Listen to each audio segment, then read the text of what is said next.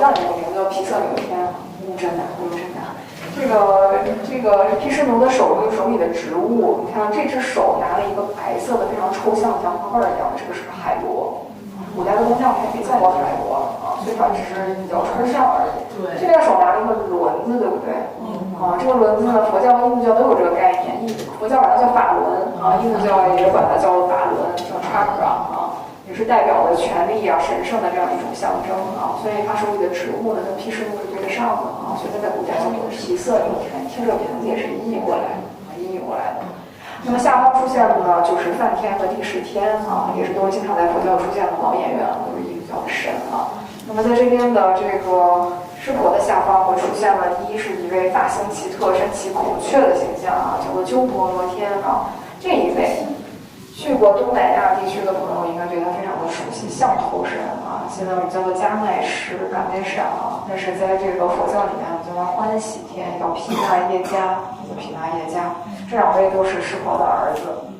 所以你看这一座洞窟里面既有我们中国本土的神啊，有这个佛教的神，还出现了很多这个印度教的神。那为什么印度教的神会出现在这个洞窟里面？考过这个问题。你的解答？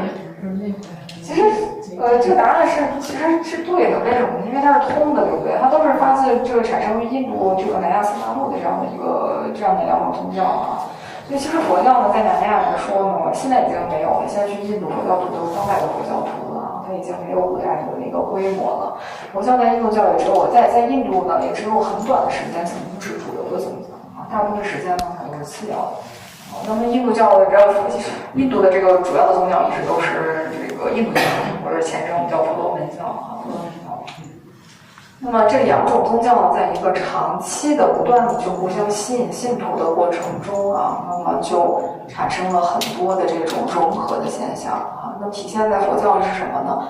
佛经里面啊，最早一开始往往会出现4个字叫如是我闻啊，然后他开始讲佛要说法了。佛说法的时候呢，身边围绕着各种各样的神明啊，这些神明里面就出现了印度教的这些神。为什么呀？他们都是佛的护法啊。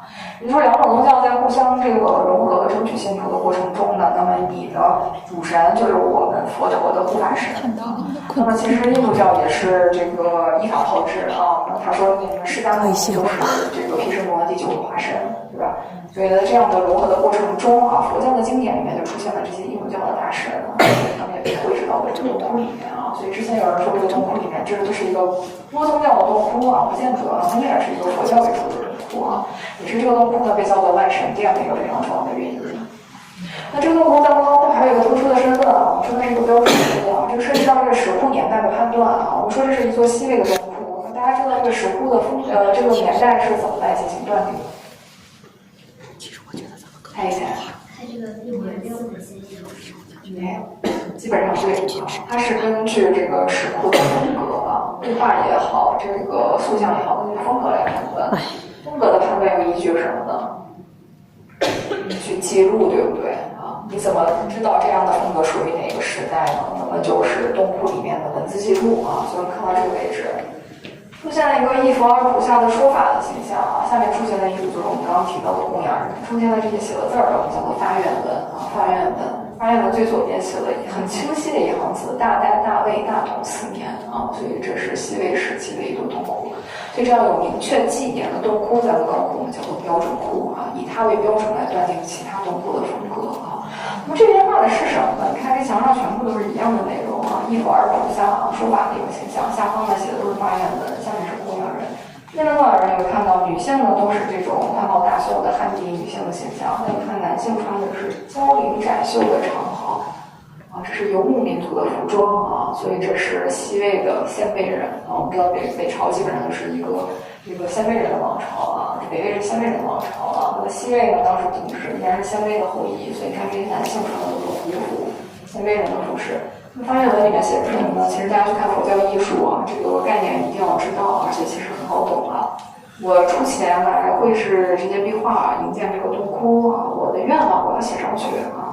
愿望这些发愿文的内容呢，其实都非常的类似啊。前面呢，先是希望天下太平啊，皇帝皇后、太皇太后身体健康，然后开始讲我的诉求啊，我的诉求是希望我的全家可以这个消灾解难啊，希望我的先人的灵魂可以超度啊，等等等等。所以这是这些供养人呢，他们院了。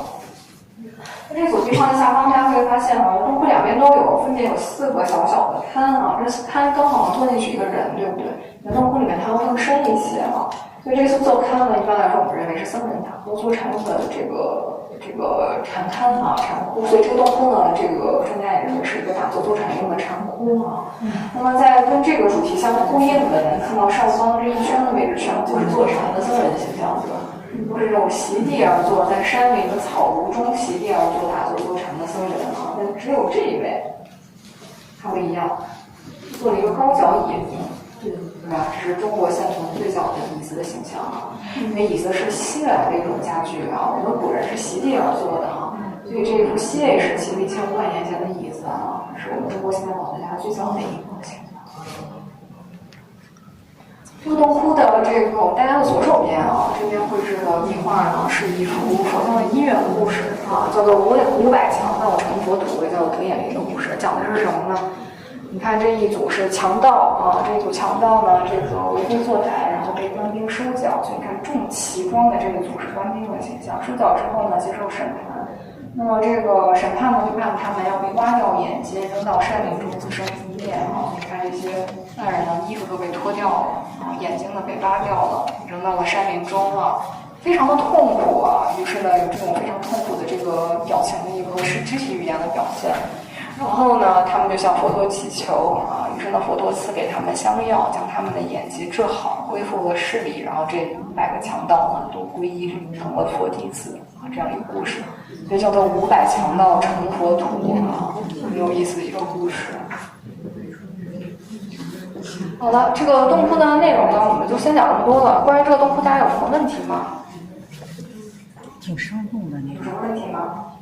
没有问题的话，顺便再讲，来看一个小细节啊。大家看到这边的墙壁上啊，这依然是一个佛菩萨的讲法的这样一个形象。下面是我们刚刚看的跟上面一样的西魏供养人，对不对？但是这边是鲜卑胡服啊，这边是女性的形象。大家会注意到啊，所有洞窟里面的供养人，他的这个依据性别它是分为两边的，所以男性往往在一边，女性在另外一边啊，它是不会掺杂的。所以男性前面的这个是这一位没有头发。僧人对不对？女性前面是丘尼啊，有出家的女性啊，尼的形象。在他们的下方出现了另外一组供养人啊，这一组你看男的对不对？都是男性啊，衣服跟这个完全不一样。这组能看出来什么时代的吗？衣着来判断吧，它5代以后的对不对啊？这是5代到宋时期的，所以这一组供养人呢是5代以后啊重新修葺这个洞窟的时候，把自己的形象画在上面的供养人。所以佛教认为呢，其实大乘佛教认为，为什么要修石楼啊？为什么要造像？为了积功德啊，为了积功德。那么功德呢，这个修葺这些石窟也是可以得到的啊。所以后代的供养人呢，他们在修复这个石窟以后呢，他们也会把自己的形象画到墙上。他们是不是比前人画的更大？所以在后来大家会看到啊，希望会看到，在这个石窟的一个漫长的演变过程中啊，这个后来的供养人对他们自己自窟和自己自身和石窟之间的理解和前人都不一样了啊。前面的人你看非常虔诚的啊，巴掌大小趴在下面啊，到后期的供养人越画越大了。是出现的任务一定要被看到啊，后来画到了逐渐到宋代的时候，画到真人本身大小的这个高度啊，所以呢也是一个小小的体现。而在摩洛哥大多数洞窟里面，大家都会看到来自不同时期的壁画和图像的这样的一个状态啊。所以一个洞窟里面有2个、3个甚至4个时代的壁画也是非常常见的现象。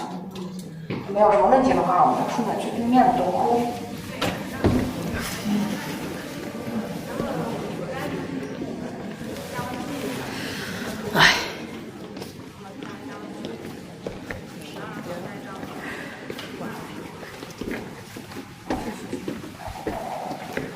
这个洞窟呢是莫高窟的220号洞窟，这是周唐时期的一个洞窟，所以到现在也有大约1300年的历史了。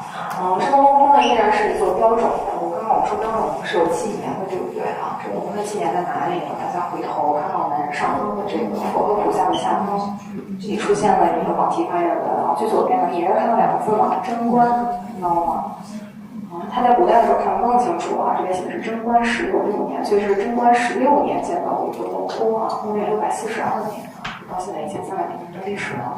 洞窟呢依然是一个殿堂窟啊，但是大家可以观察一下，看上方的藻井，还有这些佛像，跟下方的壁画风格、颜色是不是完全不一样？对吧？上方的这个位置呢，是古代装修洞窟的时候绘制上去的壁画啊。那么在40年代的时候被剥落了，剥落之后露出来的这一组才是初唐时期的保存已经完好的一组壁画。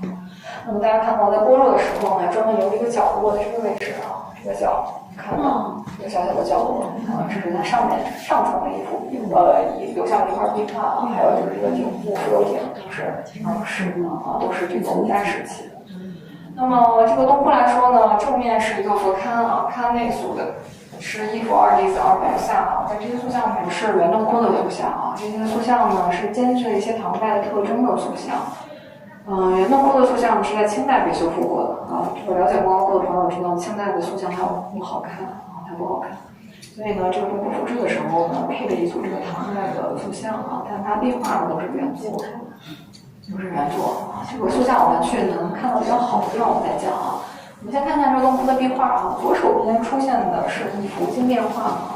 我们刚刚说了，这个经变画呢，就是把佛经变成壁画的形式啊。因为古代的老百姓是不认字的啊，那宗教这个传播呢，它就要出现一些简单易懂的形式，所以出现了各种各样的经变。所以在石窟体系里面也看到什么时候变这样几个字，往往指的就是变成壁画或者是塑像的形式啊。这边所绘制的是一幅西方净土变啊，所以顾名思义的话就是西方极乐世界啊。我们中国人对这个概念非常的熟悉，对吧？西方极乐世界特别的好。为什么这么好？为什么特别熟悉呢？因为它已经跟我们的这个今天的这个文化呢，它是扎根于我们的文化当中了。但是当时它是怎么开始流行的呢？它的内容是什么呢？啊，我们来看这个壁画的内容。首先呢，中央的这一身佛啊，它不是我们说的释迦牟尼佛了啊，这身呢西方世界的主宰呢叫做无量寿佛啊，无量寿佛，它还有另外一个名字，我们非常的熟悉，叫阿弥陀佛。所以它的梵文叫做阿弥陀佛啊，它的这个无量寿是它的意义啊，这个阿弥陀佛呢是它的音译啊，所以它才是这个西方世界的主人。旁边呢伴随的是它的胁侍啊，观世音菩萨和大势至菩萨。那么这个佛经里面呢，说西方世界非常的美好，非常美好，多好呢？首先它有天乐不鼓而鸣啊，没有人演奏乐器，但天空中有乐器自己演奏啊，所以你看天空中呢飘着一圈一圈的各种各样的小乐器啊，这是一个鼓，对吧？很明显啊，这是一个，还有哪里能看到啊？这里，这是一个什么呀？竖琴，对不对？竖琴在古代叫什么呢？箜篌啊，这是一种西来的乐器啊，西来的乐器，弹拨乐器。所以天空中呢，往往会飘出各种各样的乐器。然后呢，有七宝楼阁，所以看到这些楼阁建筑呢，都是依据唐代的木构建筑所绘制出来的一些庞大的建筑群啊。那这个洞窟的壁画画的非常的密，说实话看不清，因为它的元素太多了。我们挑几个小细节去看，看到这边出现了一座佛塔。这个佛塔呢，感觉是想象中才能有的，因为我们常说的塔的这个塔刹，你看它是用拉形的这种柱状物来装饰的，感觉不是现实生活中能见到出来的东西，而且它的塔身遍布着各种各样的彩绘，对吧？非常的华丽啊。然后呢，中央呢往往就是佛和菩萨听法的这样一组群像啊。然后呢，佛经中说呢，有这个西方净土有这个七宝莲池啊，所以你看到一个巨大的水池，水池中长满了莲花。莲花里面不是空的，有什么呀？有人，看到了吗？花苞里面是不是有一个小童子的形象啊？所以这些呢，就是古代修行这个西方净土啊，进行这个净土宗相关的修行啊，那么你就是念佛、礼佛、冥想，你希望能够在往生之后呢，进入到西方极乐净土，怎么进去啊？通过莲花生出来啊！而且我们中国人呢，其实给这个佛经增加了很多的这个怎么说呢，官僚体系啊。这个佛经呢，其实在不同的时间被翻译过啊。那到后期呢，它根据你的修行等级的不同啊，你有9种的这个不同的往生的等级啊。那最高的一级叫上品上生。上品上生是什么呢？你在这个即将灭度的时候呢，佛和菩萨会来接你啊，这是最高级的了啊。那么还有上品中生、上品下生啊，中品上生、中品中生、中品下生啊。所以呢，根据你的修行的等级不一样啊，你进入到西方净土以后，你可能还要在莲花里面待几天。这属于修行不是特别到家的啊，所以你还要在里面听佛讲法，听几天你才能出来啊。所以你看到这一个个小童子，我们在佛教里面叫做花生童子，其实就是花生童子的意思。而这个概念呢，后来跟中国的很多装饰文化呢也有很多的交缠啊，所以会看到很多的这个佛教艺术里面都有着莲花和童子的形象啊，就是从这个概念来的。这水呢也不是一般的水啊，这个莲池里面呢是七宝铺地啊，这玛瑙砗磲珍珠啊，水呢是八功德水啊，各种各样的美好和功德啊，所以呢你会看到这个莲花池里面画的非常的繁复。同时还有什么呢？你看琉璃铺地啊，下方出现了各种乐舞的形象啊，这边跳舞的，这边弹奏乐器的庞大的乐队啊，所以其实西方净土呢，在这个唐代的时候非常受欢迎啊，这个阿弥陀佛也是非常受欢迎的这样的一种理念啊。我们说唐代有句话叫这个是家家观世音，户户阿弥陀啊，就会看到这个壁画的主题呢会出现在各种各样的唐代动物里面啊。今天我们看到唐代动物里面几乎都有它，你会看衣服就会看其他的啊，所以是当时唐代非常流行的这样一种信仰啊。而且我们再仔细看一些细节啊，这幅壁画的一个特点就是它画的特别的密啊，其实有点不知道从哪里开始看起。你看到莲花上的这些小菩萨啊，画的非常的生动。你看这一身呢，像是刚刚从莲花中苏醒开来啊，本来是这样趴在里面的，然后呢一只手撑着地，另外一只手呢好像在揉眼睛的样子啊，身上穿的这种格纹的灯笼裤啊，都是这种纱笼质地的，甚至有一点点透明，非常的细致。再看这些小童子，这些还在花苞里啊，这都已经生出来了，在荷叶上这个游玩啊。所以你看这身童子，红色的短袖上衣，绿色的小短裤啊。我们现代人说红配绿包配啊，你看唐代的人从来不吝啬于用这种鲜艳的色彩啊，大红配大绿。这身更好玩了，他穿了一个背带裤，这个背带裤还是一个条纹的背带裤，知道吗？也可能跟当时的这个中亚地区还有新疆地区的一些小朋友的这个衣着的风尚啊有一定的关系啊，所以它画里的细节非常的多。等下有时间的话，推荐大家过来再细细的看一下这幅壁画啊。那么跟西方相对的呢是东方啊，所以它的对面呢绘制的是东方净琉璃世界。东方净琉璃世界的佛呢是药师佛啊，药师佛这个顾名思义啊，消灾解难，祛病除灾啊。其实宗教早期的一个传统理念里面还有很多是相当于当时的科技啊，当时的医药工艺的发展。所以你看这七身呢都是药师佛啊，那仔细去看，你看到他们的肤色都两变色了，但是呢身上呢头光放射的几何型的，身上的袈裟每一身都是一样的。那这些袈裟的形制呢，这样一个大 U 字形领提过来的，我们叫做这个横肩式的袈裟啊。像这种的右边的肩膀半露，这种叫袒右式的袈裟啊。每一身的袈裟的细节方式都不一样。还有什么不同呢？头上的这个叫华盖啊，华盖呢其实就是这个大伞盖啊，这个出行仪仗的一部分。你看这些华盖上面缀满了宝珠流苏啊，感觉也都是在幻想世界中才能够有的这种非常华丽的组合啊。最漂亮的是这一幅啊，这个华盖上面缀满了各色的珠子，同时呢还有白色的水晶一样的流苏啊。这个流苏呢，你看它被风吹起了，把一阵风穿过，所以它是扬起的，有一种律动的非常强的韵律感啊，非常的细致。还有就是他们脚下的这些连坐啊，你看都是这种束腰细线的这种连坐啊，全都不一样，非常细致。东方净琉璃世界里琉璃铺地，你看地面上都是大大小小的琉璃珠子，琉璃珠子。那这幅壁画呢，还有一个很有名的点啊，在于它贡献出了东方最有名的乐舞形象啊，就是这一组。这组乐舞形象呢，一般大家认为它是唐代啊失传的这个胡旋舞和热之舞或者是图腾舞啊。为什么？大家知道胡旋舞呢是历史记载是一种高速旋转的舞蹈，唐代最擅长跳胡旋舞的是一个非常有名的胖子安禄山。对，安禄山200多斤啊，他是个胡人啊，胡人他非常擅长跳这种高速旋转的舞蹈。楚川天开始得了要开始吗？对，因为他在试音，在试音。好的，好的。所以你看这一组呢，就是这个头把飘在上是高速扬起啊，是脚下踩的是小地毯啊，中小地毯不是一般的地毯啊，是来自于波斯的地毯。为什么呢？大家看到这一圈白色像珍珠一样的装饰的话，我们叫连珠纹啊，是源自于古代波斯地区啊，在中亚和隋唐时期的中国都非常受欢迎的一种装饰纹样啊，所以这人跳的是失传已久的不同的旋律，同时还贡献出了一组非常宏大的乐器啊。说到乐器，那我们可以欣赏一下外面的开场活动啊。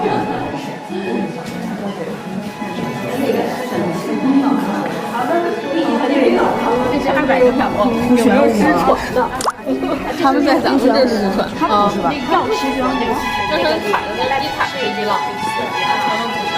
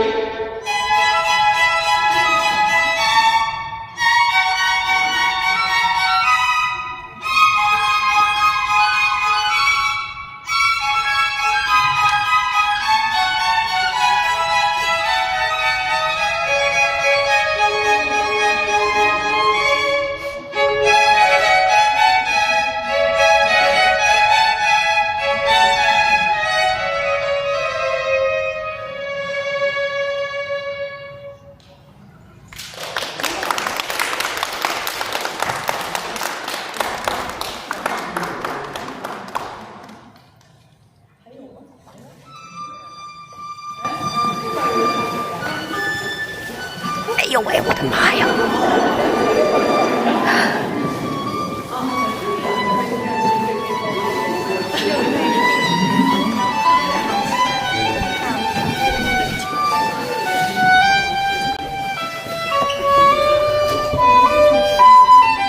还没有，这个算是开场的表演。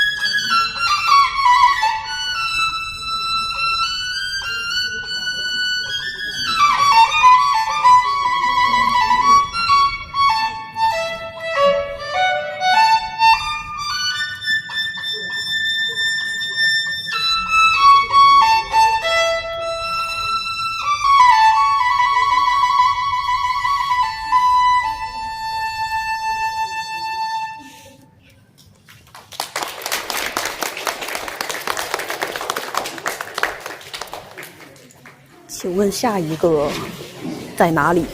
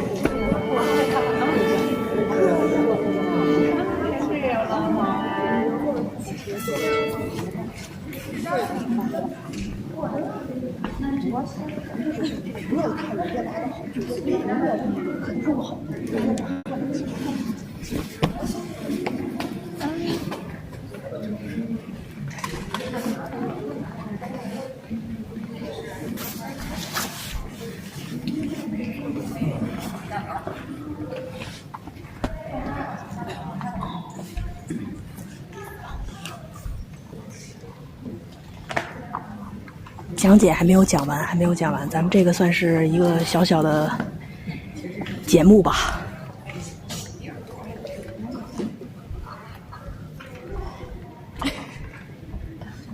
最后一首查尔达什，希望大家喜欢。稍等一下，还有一位，来吧。你就看这个是新的，可以吧？咱们这边下午的讲解还有一个12点半的，就是演完这个节目演出完了以后，讲解同步就开始了。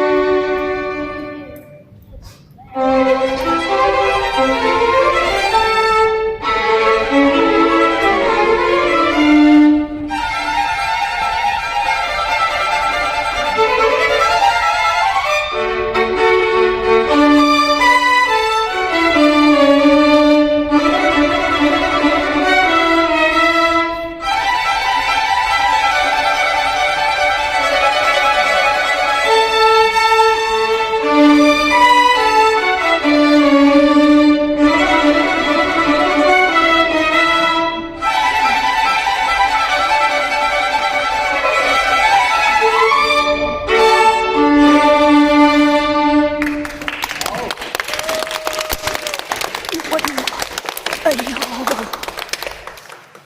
今天快闪就结束了，谢谢大家。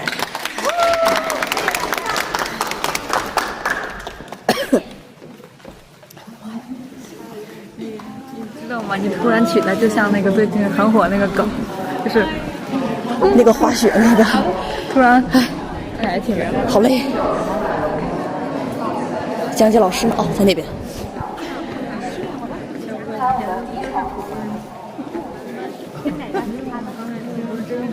徐建宇，这边了啊。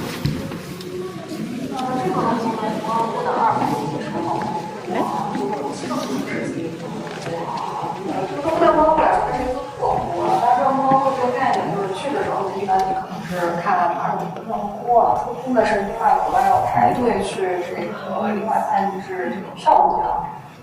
这个洞窟呢，盛唐时期的洞窟，到现在有1200多年的历史了。故宫还是一个不得鼎形的结构啊，给大家看一下上面的藻井。看到一个非常繁复的这种兰花藻井啊，那么在唐代来说非常的典型啊，最中央的那一朵呢，可以说是莲花的一个变体啊，所以到盛唐时期之后呢，很多藻井都变成这样的一个结构啊。4个墙面上、斜坡上画的都是小的佛像，刚刚我们提过一下，这是千佛的形象。千佛呢，并不是说真的1000身佛像，是以千为多的意思啊。那么它在莫高窟的400多洞窟里面，300多个洞窟里都有千佛的形象。那么古代人认为呢，绘制吟诵千佛和千佛佛名和千佛的形象呢，其实都有消灾解难、延年益寿的这样的一个功能啊。所以你看到每一尊小佛像旁边是都有一条我们刚看的什么呀？题啊。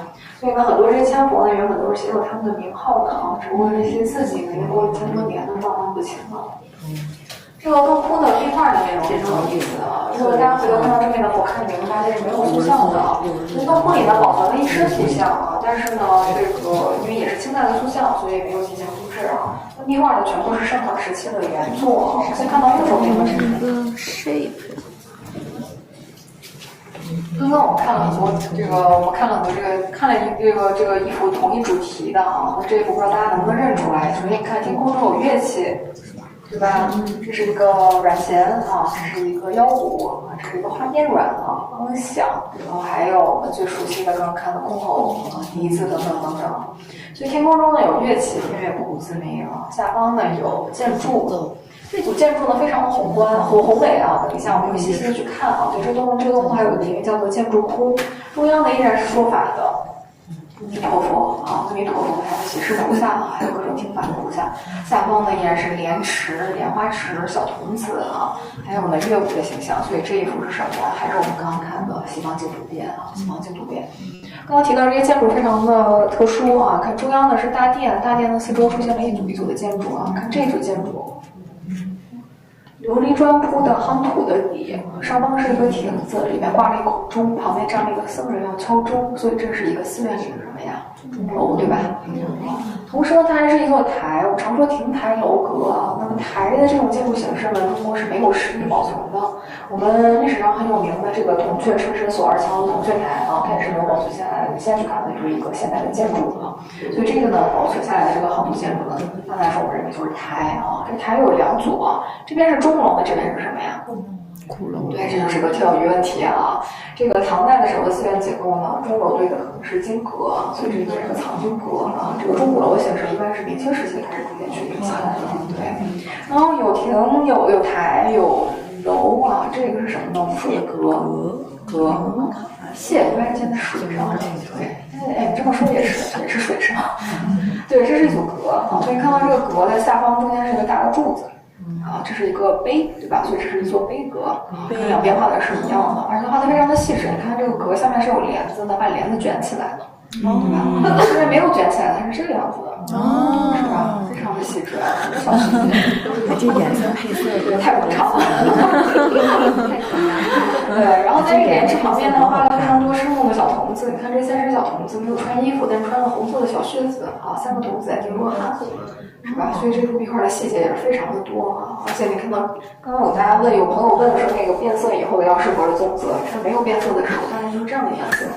对，它是一种深肤色啊，就偏棕一点、粉棕一点的肤色啊。所以没有变色的时候是这个样子，变色以后就变成这样了。所以这才是它原本的一个色彩啊。这一组菩萨也非常的漂亮，你会发现他穿的裤子是透明的，看出来了吗？红色的纱上面点缀了白色的小花，但他的腿依然从裤腿这边透出来了，所以他穿的是透明的纱绒裤啊，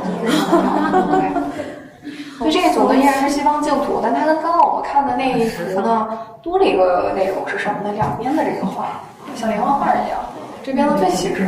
你看这边是同样的女性的形象，不断的出现，对吧？这个女性是谁呢？就是这个故事里面的一个主角啊。等一下我们还会学另外的独孤讲，叫维提西夫人，她是古代印度的这个频婆娑罗王的王后啊。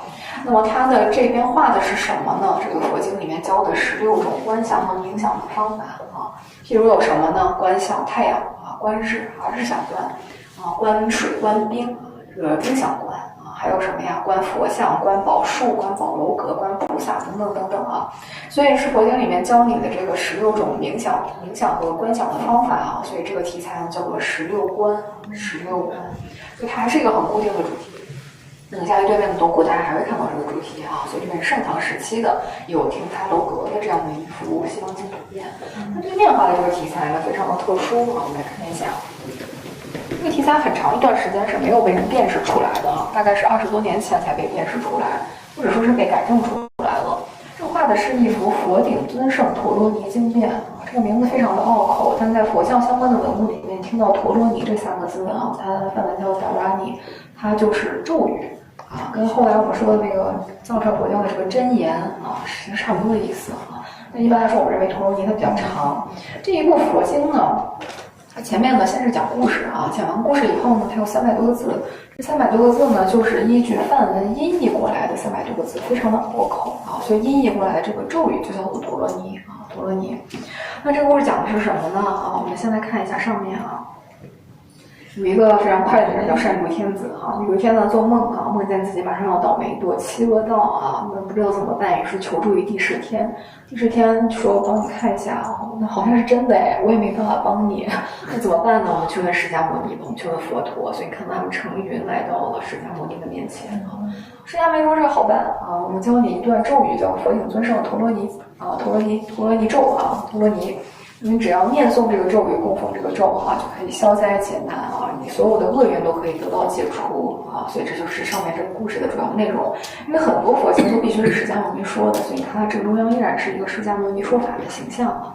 下方的这个位置呢，原本写有字啊，但写的是什么已经辨识不了了。现在你能看到这些大字都是后来的有人提及啊，就是后来到此一游啊，不知道什么人刻上去的西天佛啊。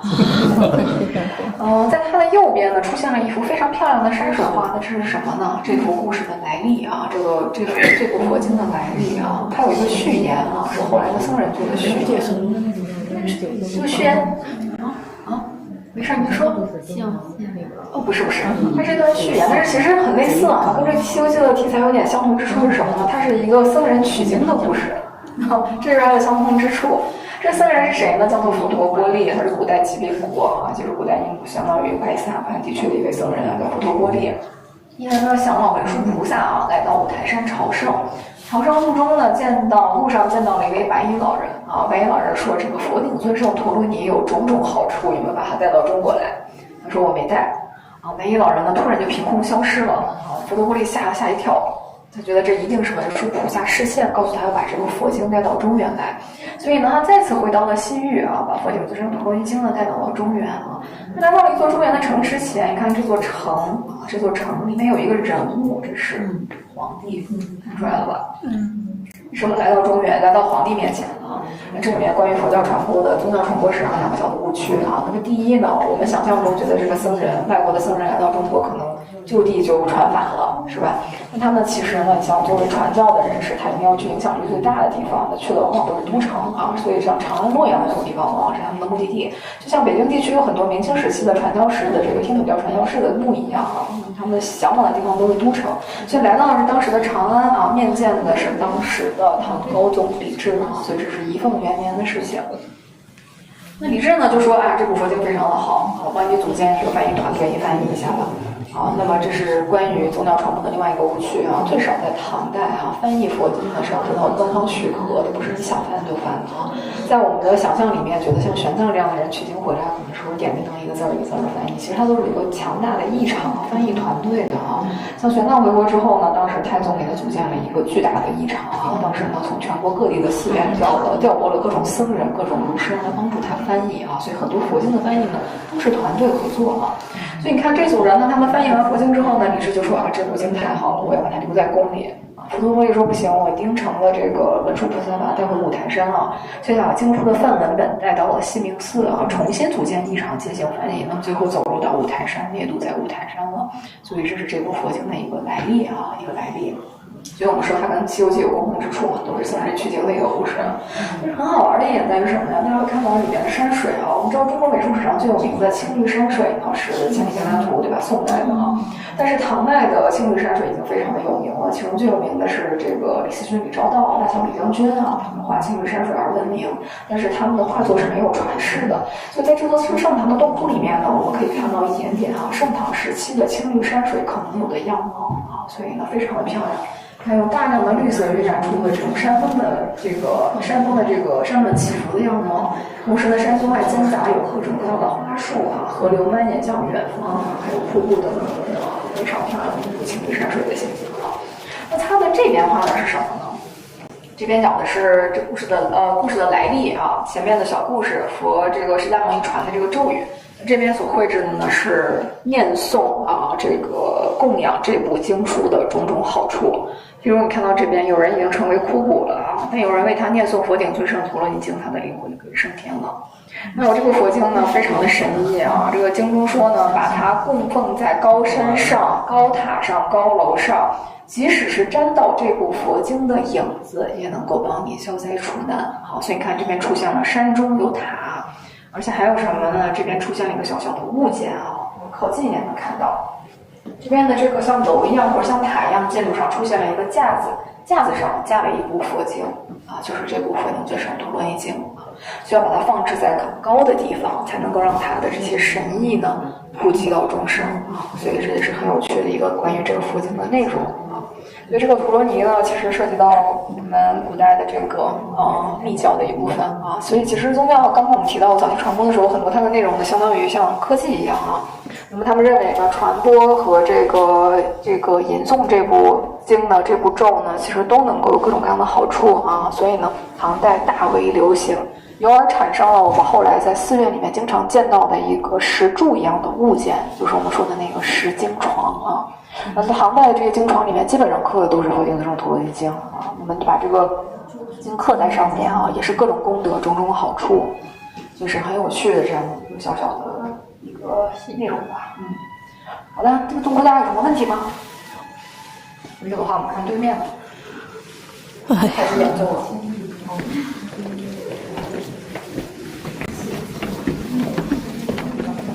去哪儿了？哦，这怎么样？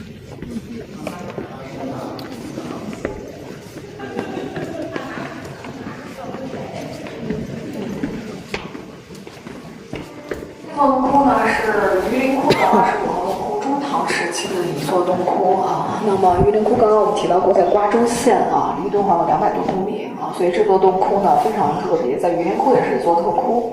右手边的墙壁上画的呢，我来考试了。刚才我们看过了有乐器，有楼阁有乐舞，有莲池，所以这是一幅什么呀？西方净土面，对吧？那旁边这个就是什么？我们刚刚提到的16观，对不对？跟16观相对的是什么？就是这部经书的另外一个小故事了，就是为什么这个韦提西夫人会成为这个故事的主角呢？我们之前讲的就是韦提西夫人和她的丈夫频婆娑罗王他们希望有子嗣，但是呢久久不能这个生子于是呢找到这个算命的人，算命的人说你的孩子还没有出生呢，他此时可能还是一个活在世间的另外一个物种他们就派人把这个他的儿子的前世杀掉了，那么很快果然就生下了他的儿子，叫做阿奢氏阿奢氏佛教里面一个老演员经常以负面形象出现，他应该是一个真实存在过的古代印度的一个历史人物那么阿奢氏呢，这个长大以后就篡权把他的这个父亲呢这个软禁了起来，他母亲呢？他的母亲来探望他的父亲啊，被他发现了以后就要杀了自己的母亲啊。他的大臣劝阻他说，坚决不能这样干啊，坚决不能这样干。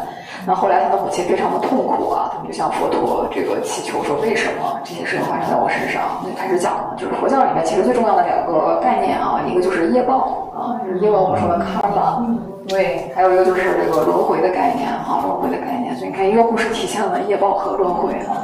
所以很精辟的一个小故事。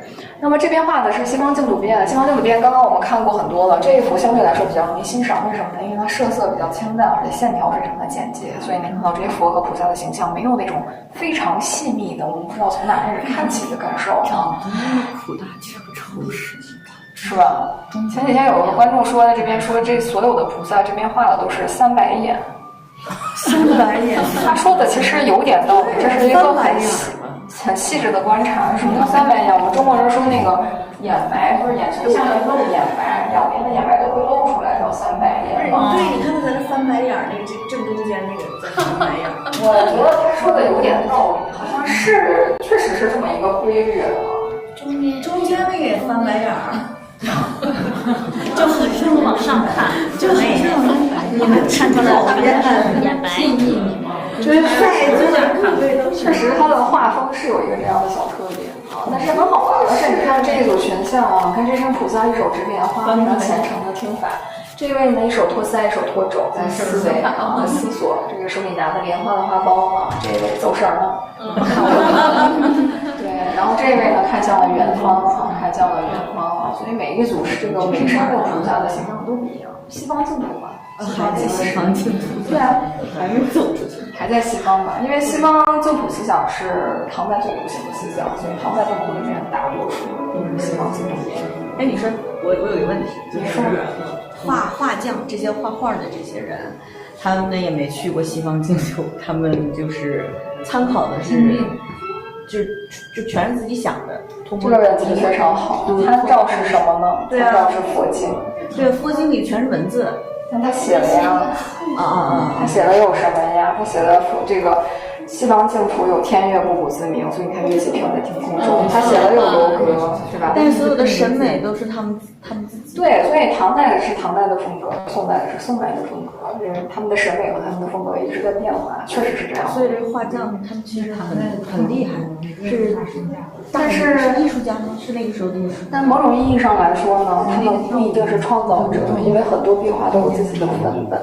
文本就是他的底稿和草稿，这些谁画的底稿？可能来自于一些更厉害的工匠或者是画家。对。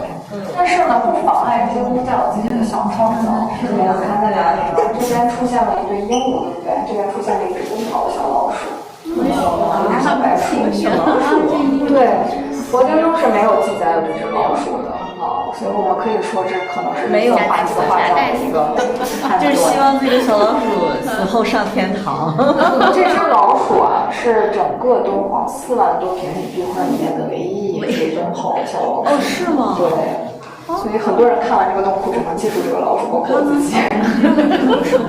真的有老鼠。这个人跳的是真的是老鼠哎。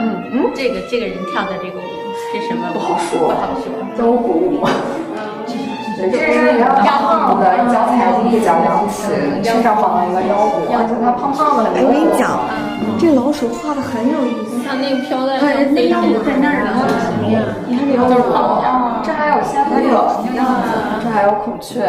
这仙鹤是咱中国那个古代的那个长寿那个意象，是不是啊？放到这里来了，孔雀是西方的。真的有这个画像，可能他正在画的时候，就是氧化这个问题啊，其实在大唐时期他们已经可以规避了，就那时候的人发现早期的琉璃河会变色了，所以他们后期去看中唐、晚唐才是不变色了。晚唐以后他们就都是这个白色的底儿了，然后他发现这个是可以规避的，就规避了。我看那边写的民国，那边写的道光什么的，那是。这个等下我们出门的时候来讲啊。我们来看一下这个地方，刚才那个朋友说这个画匠很有自己的巧思，我非常同意。第一就是这只老鼠，为什么呢？因为这只老鼠为什么要画呢？到现在都是一个很有争议的点。它代表他自己是吗？有好多不同的观点，有的观点认为呢代表佛法面前众生平等，有人说这个老的画家可能因为不能签自己的名字，因为古代的画匠身份很低微，所以他不能签自己的名字，就能直接输到这个画上去了。对，也有人认为呢，因为这个洞窟等一下我们要讲的就是它是吐蕃统治时期的一座洞窟啊。那么藏传佛教里面呢，这个鼠是主财的啊，所以可能是这样的一个意思。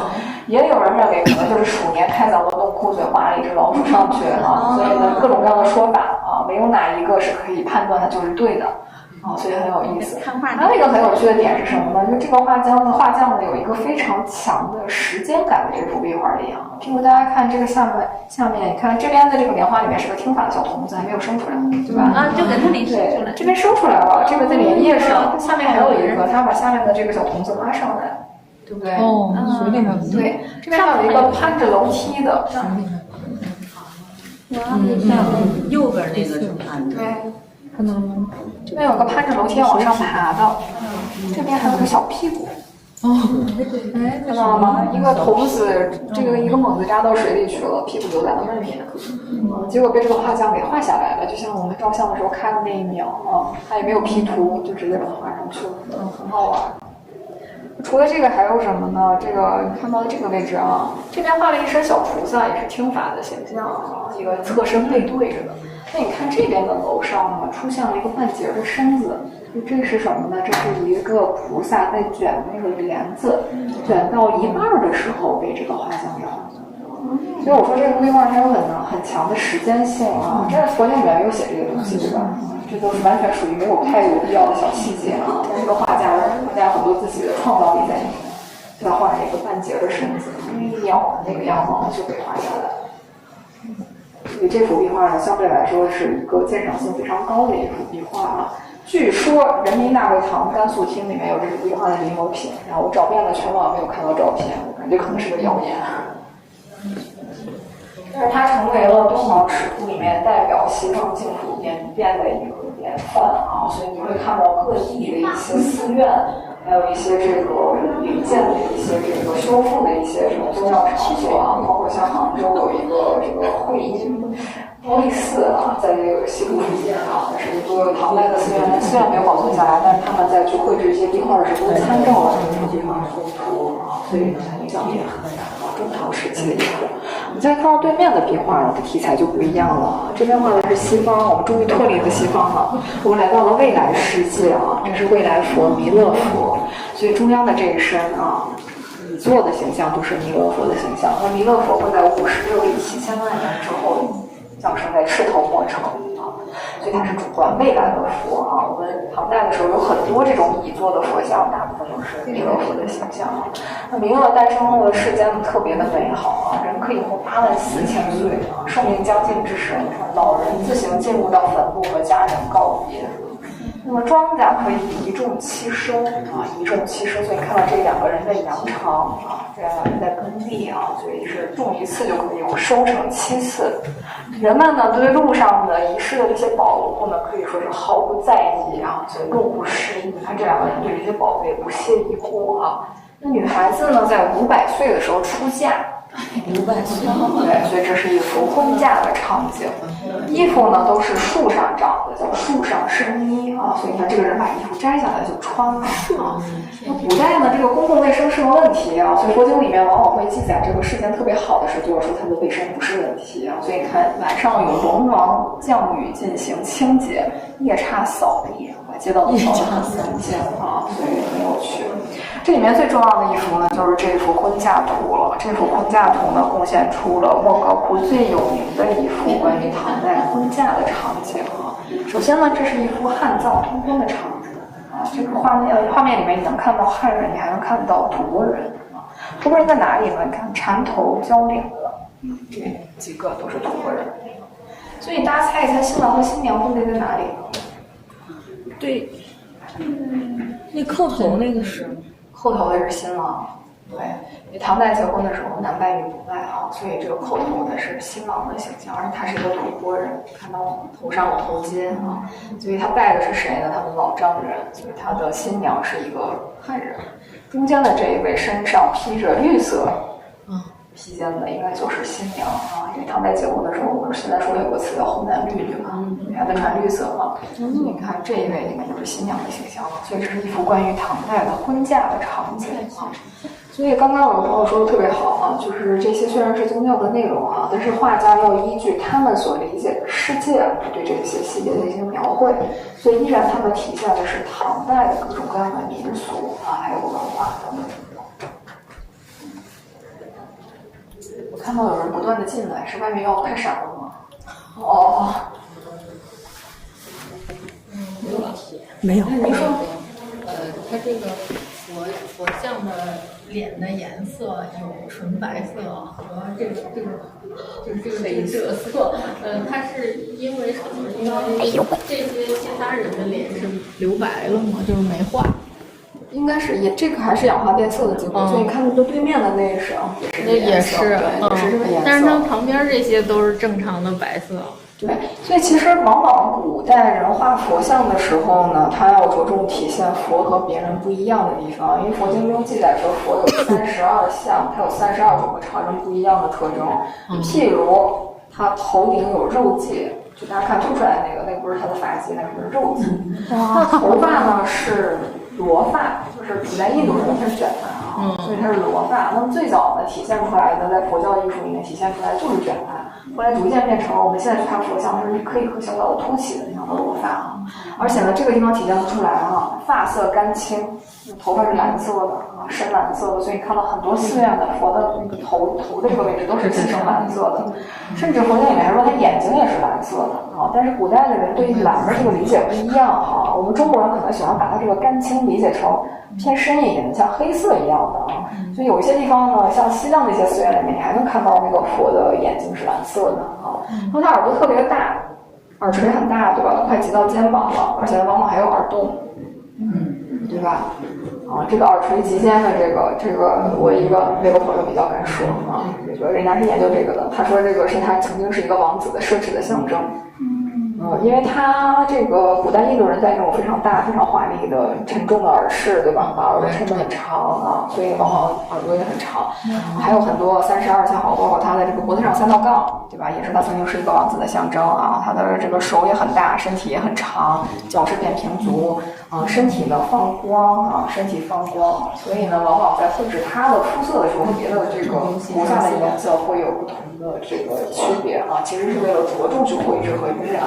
但是反而1000多年以后，他们变色的这个情况不一样了啊，所以也是造化吧。那他们这假发的穿鞋不是？一般不穿鞋啊，也有穿鞋的，这没有穿，教材的是氧化。你看早期的造像不穿鞋，后来逐渐的就没有鞋了，是才在氧化上。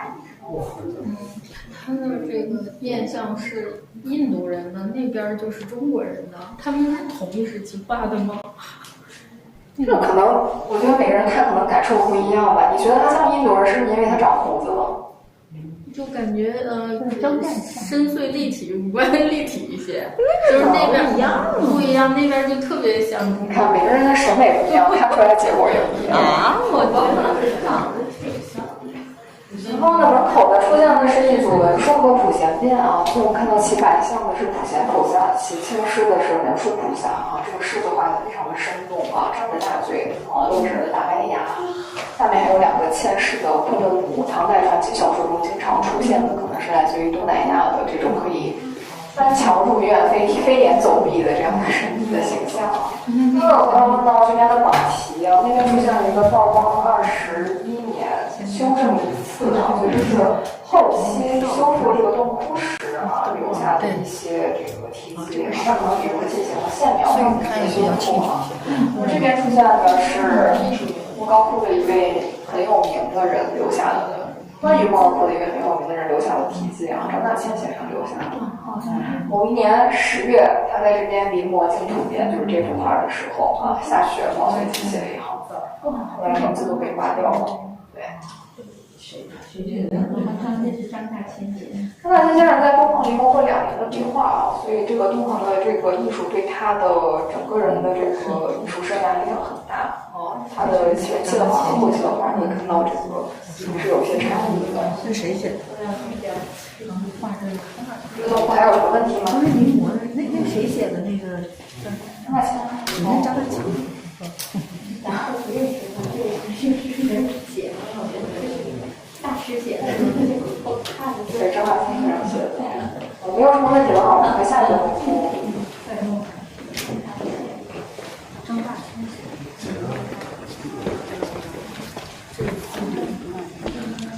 那个遮着。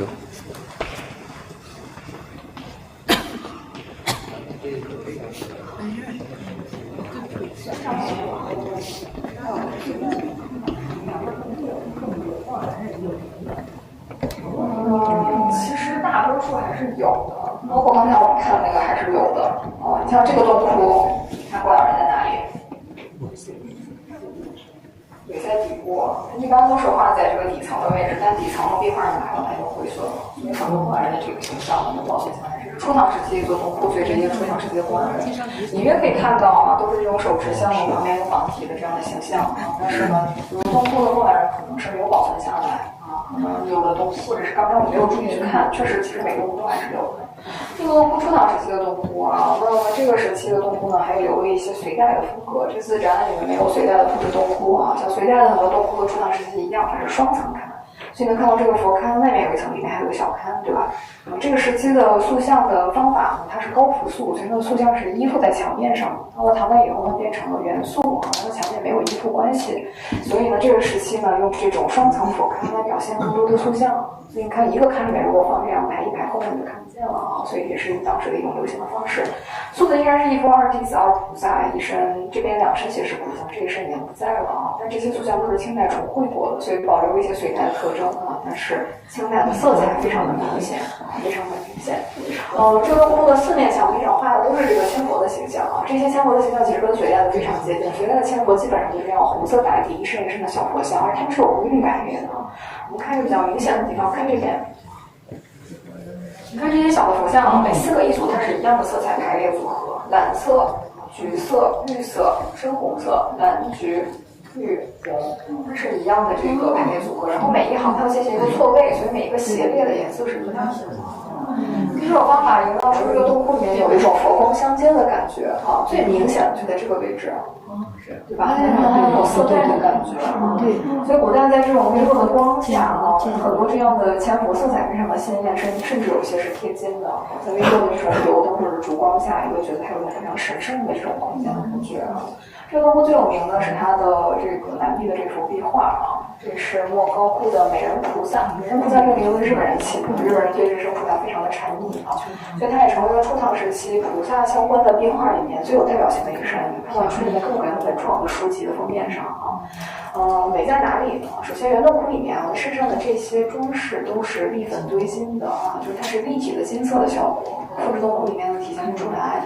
立粉堆金呢是古代建筑和图画装饰里面都很常用的一种装饰手法啊，把这个材料一般是石灰和牛胶混合之后放到一个动物的胆囊里面，然后出这个效果，然后像挤牙膏一样一点一点堆绘上去的啊，所以它圆洞窟里面是立体的形象。这身上呢装饰了各种各样的这个流苏、彩带啊，还有衣饰，包括他身上的衣物，看到斜披着这一条下来是僧衣的一种叫落叶。然后呢，在高腰的位置呢，系了一个蝴蝶结啊，是蓝色丝绸般的质感。那么在这个低腰的位置呢，外面还有一圈这个布料啊，应该是腰裙的一部分。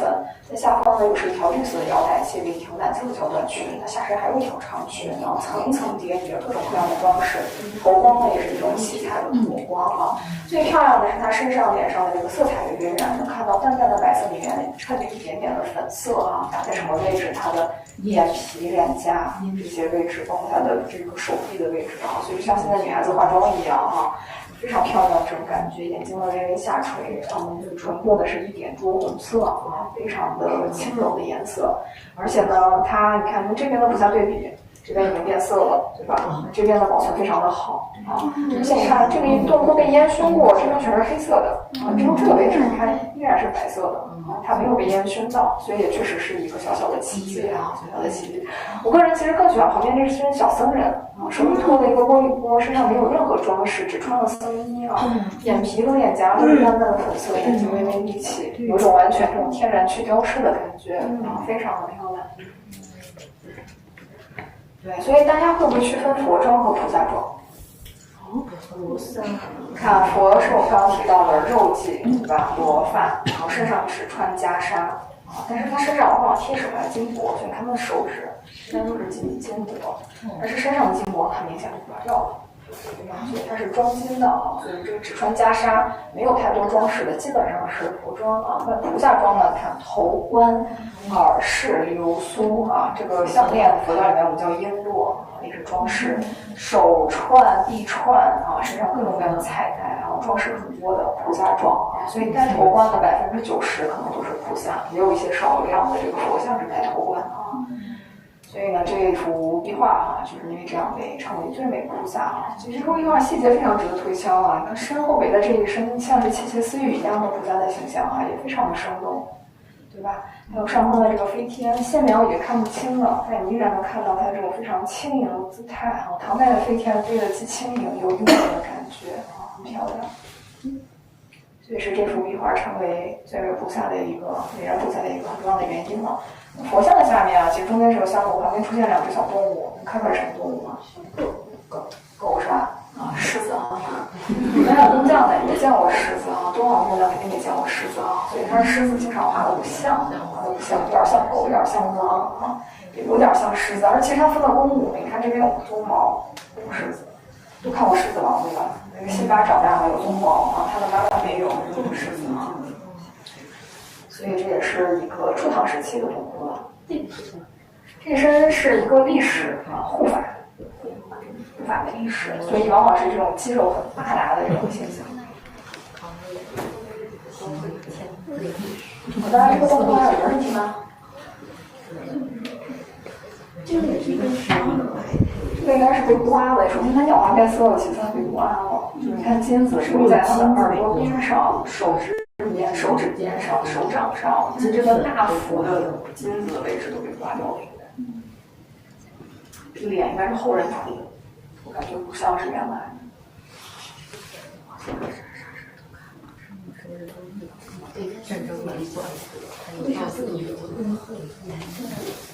是直播，直播的时候讲啊，辛苦一下直播名了。来，我们去对面的门口。确定它是毗湿奴吗？大家其实现在拿手去查啊，这个它在佛教里面有名字叫毗色流天，乌真的。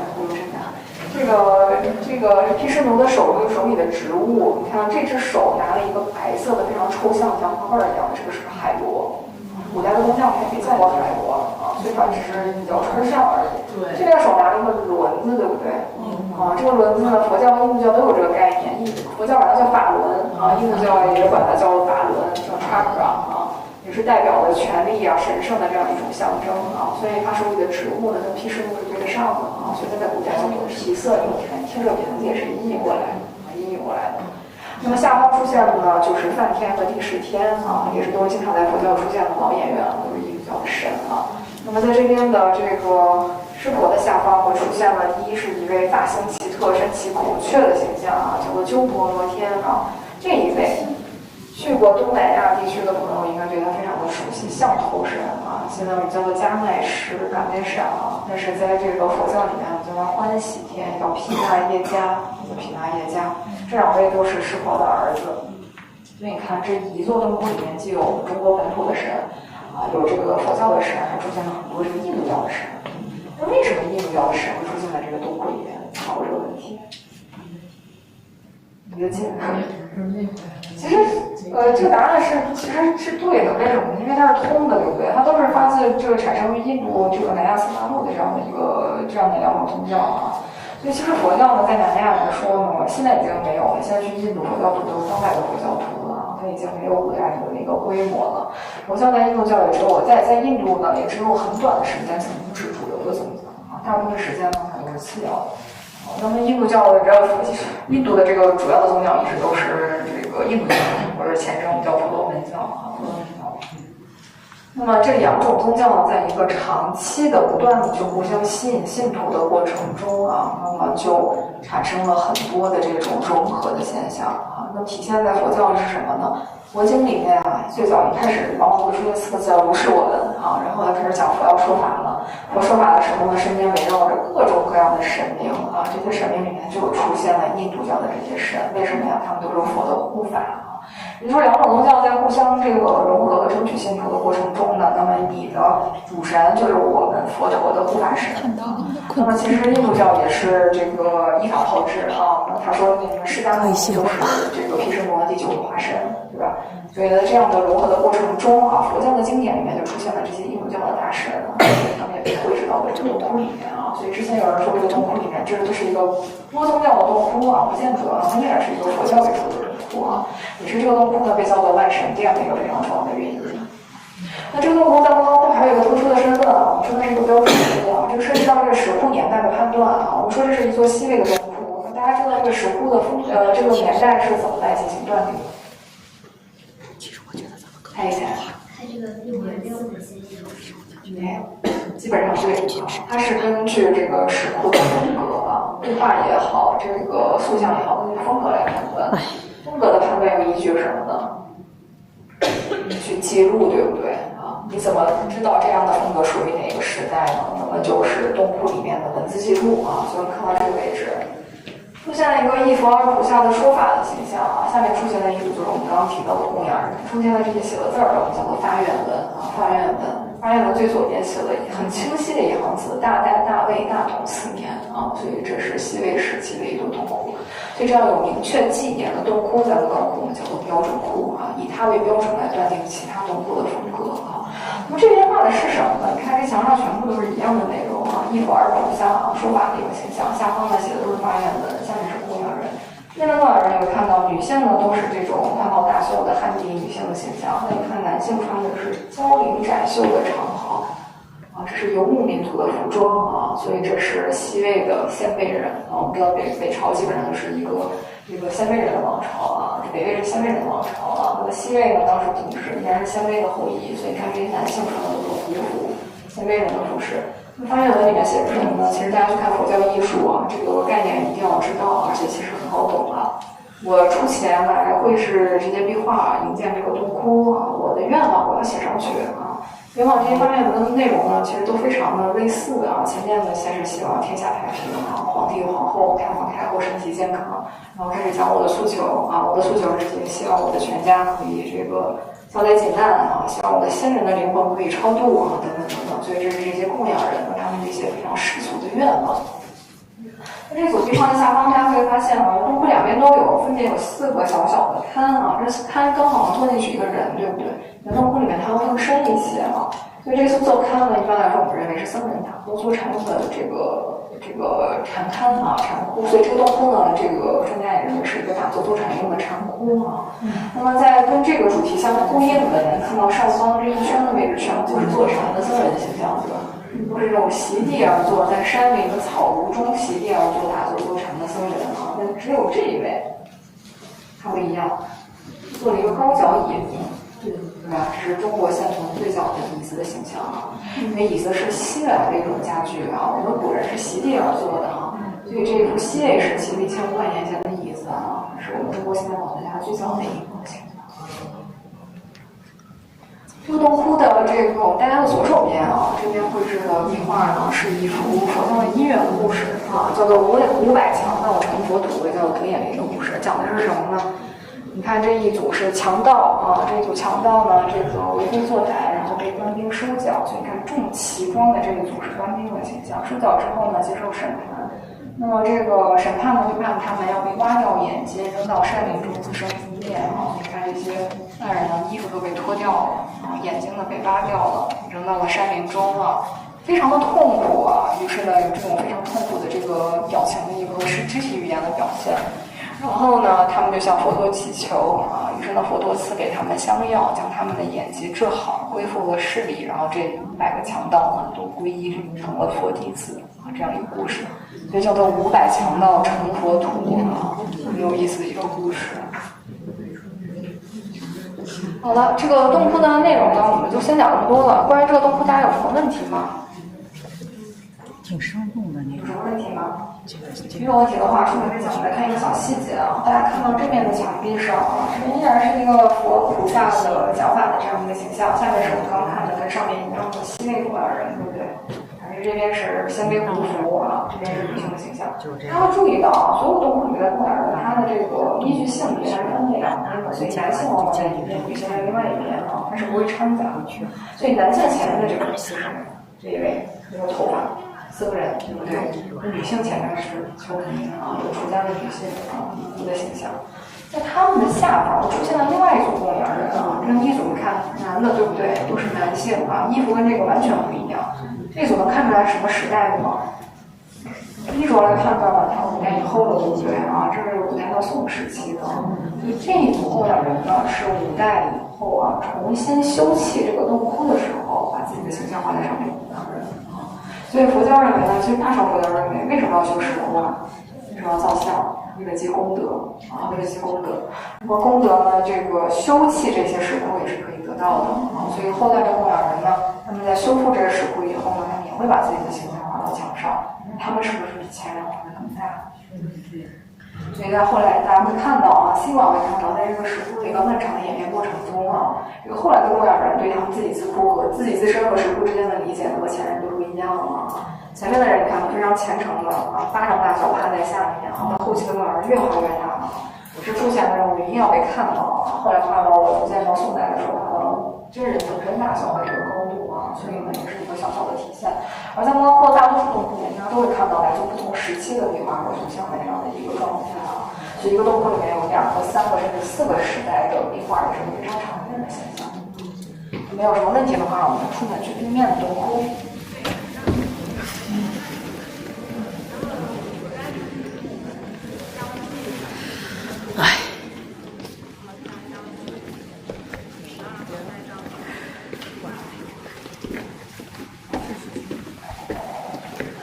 这个洞窟呢是莫高窟的2代时候洞窟了，这是初唐时期的一个洞窟，所以到现在也有大约1300年的历史了。这个洞窟呢依然是一座标种的。我刚刚我们说标种是有纪年的，对不对啊？这个洞窟的纪年在哪里呢？大家回头看到南上的这个佛和菩萨的下方，这里出现了一个仿题发言文啊，最左边呢也是看到2个字嘛，贞观，知道吗？